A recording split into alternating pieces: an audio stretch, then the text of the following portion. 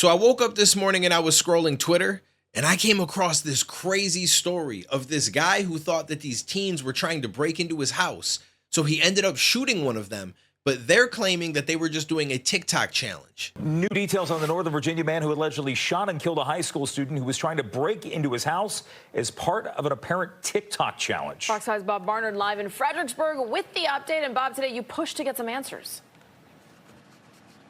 Yeah, that's right. Look, most of the relevant documents in this case are sealed, so we don't know what led up to these charges being filed. The suspect's brother did answer our knock on the family's front door this afternoon, but said they had no comment. Tyler Butler is 27 years old. He is charged with second-degree murder, malicious wounding, and using a firearm in the commission of a felony. He's accused of shooting at 3 teenagers behind the home he grew up in and shares with his parents and brother here on Mackenzie Lane in Fredericksburg. The shooting happened around 3 a.m. Saturday. The Spotsylvania County Sheriff's Office says the teens were attempting to burglarize the Butler's house. 18-year-old Massaponax High School senior Michael Bosworth was shot and killed. One of the 2 juveniles with him was shot and wounded. They tell investigators they were videotaping themselves doing a ding-dong ditch as part of a TikTok challenge. One of Tyler Butler's longtime neighbors here says she's devastated by what's happened. It's very sad, very sad. This is truly on everybody's part. Like, poor child, the poor kid that got killed, and of course what happened to him. I mean, such a stupid prank, and look at the results. Families ruined. So, very sad. Hope this does not happen, and I hope the kids learn a lesson. Michael Bosworth's classmates held a vigil in his honor as part of their senior sunset celebration at school last night. Those who knew him still try to make sense of Michael Bosworth's death. We've reached out to the Spotsylvania County Sheriff's and Commonwealth's Attorney's offices. They have no comment about this case. And not long ago, guys, I met with a neighbor here who showed me video from in front of his home not long before the shooting down the street. And the video, he wouldn't share it with us yet, but it shows 3 teenagers approaching his house and not ringing the doorbell and running, but banging and kicking his garage door. He says they weren't trying to break into his house, but this was not just simply ringing and running. So obviously this is a sad situation all around because you don't want to see a kid get killed. He's got his whole life ahead of him. And you also don't want to see somebody that may have truly believed that they were defending their home from someone trying to invade it.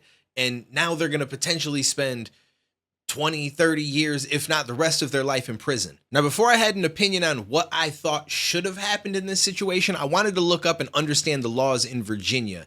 And the first thing that I looked to was the defensive dwelling. As a general rule, Virginia law does not allow deadly force to prevent an entry into a home or dwelling. Non-deadly force, on the other hand, may be used to prevent an unlawful entry into a dwelling. However, Virginia case law does support a version of the Castle Doctrine, which allows deadly force to prevent an entry into a dwelling where a person reasonably believes the intruder will commit great bodily injury or death against him. It is important to note that the Castle Doctrine in Virginia arguably only applies prior to when the intruder has entered the home, but where the intruder is already in the home, only the normal rules of self-defense would apply with respect to the use of deadly force. So, if a homeowner wakes up in the night and finds the intruder already inside the house, it may be argued that he may use deadly force, but only if the usual rules regarding the use of deadly force apply. Now, as far as the stand your ground law, we already kind of know how that works. Like, you don't have to retreat first. You're able to stand and defend yourself, but you're supposed to try to use the same amount of force that's being used towards you, and you can only go above that if you believe that you're actually in danger of serious bodily harm or potentially dying. So in this situation, it's interesting because they say that Virginia does technically follow a piece of the Castle Doctrine. And from what we read, it makes it seem like if you know somebody is trying to break into your house, or you believe them to be, and you also believe that they may cause you serious bodily harm, then technically he would be in his right for having shot that kid. And that's where it gets a little bit tricky, because the kid coming into your house, you can try to argue that, well, I don't know what he has on him. I don't know if he has a weapon. He's trying to break into my house as far as I know, and I want to protect my family. But if you don't see a knife, you don't see a gun, I don't know if that would actually fall under what we just read.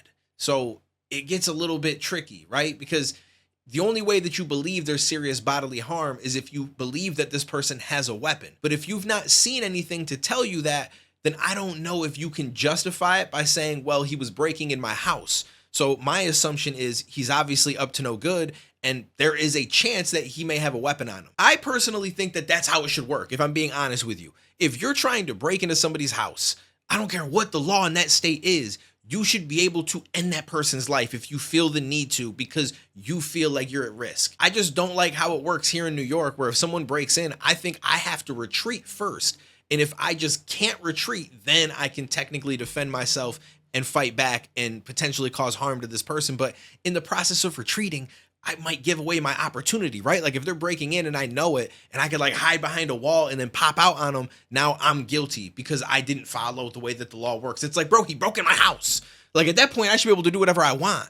So I fully believe that if you think someone's breaking into your apartment, you could just take care of business. Now the issue becomes, if people are out here doing dumb pranks, I get the whole, play dumb games, win dumb prizes, but I also don't want to see people shot for something when they weren't really a threat. So it's hard to really decipher what should have been done in this situation. Now, I think that it was extremely stupid if they're going around and playing pranks at 3 a.m. in the morning to be going to people's houses. Now, from what they said in the video where he said one of the neighbors showed him footage of the kids coming up, and they didn't just ring the doorbell, they're banging on the garage, slamming on things, like just basically doing a bunch of shit that they shouldn't be doing. It tells me that they probably were doing some dumb prank. So I don't know that they would necessarily do that at one house, and then all of a sudden 2 houses later, you're trying to break in when you've already caused a big commotion. I mean, kids are stupid, so there is a chance that that could be a possibility, but it's also possible that they were just doing more dumb shit. Now, they did go to the back door, so that's weird to me, because this whole ding dong ditch shit, like everybody probably did it as a kid, never gone to the back door. It just makes no sense because it's that much harder to try to get away. I mean, I guess based on how the layout is, there are some backyards I can think of in my past where like we could have just ran through the backyard up to the other house in the other street. But at the same time, it's just like, why would you ever do that? You might get caught just going around the house. So that was weird to me, and that made me think that they're not necessarily doing this ding dong ditch game, and they're more so just going around and just causing havoc. Slamming on people's shit, banging on doors, banging on windows, throwing shit around, probably just damaging stuff because maybe they had some drinks that night and they just wanted to get a little bit reckless. But now it turns out with one of them dead. And so it's a tough situation. I don't necessarily know that he should have shot them, but I also don't know exactly what went down. I wasn't there. I'm not seeing a video of exactly what they were doing that would make him believe that there may be a threat. But if I could experience it, I might completely agree with him. So it's hard for me. Like, I don't like to just jump on sides like a lot of people do. I like to admit the fact that I don't really know, because this is a situation where if you think someone's genuinely trying to break in, just like I said, you should be able to do whatever you got to do to protect your home. I think that should be across the board in every state, in my opinion. But at the same time, I don't know what it looked like, because if it didn't seem that way and we find out that this guy just kind of went above and beyond for no reason, then I would obviously side on the side of the kids. So I really don't know. But if more information comes out, maybe we'll talk about it. Let me know what you guys think down below, and I will catch you in the next one, homies.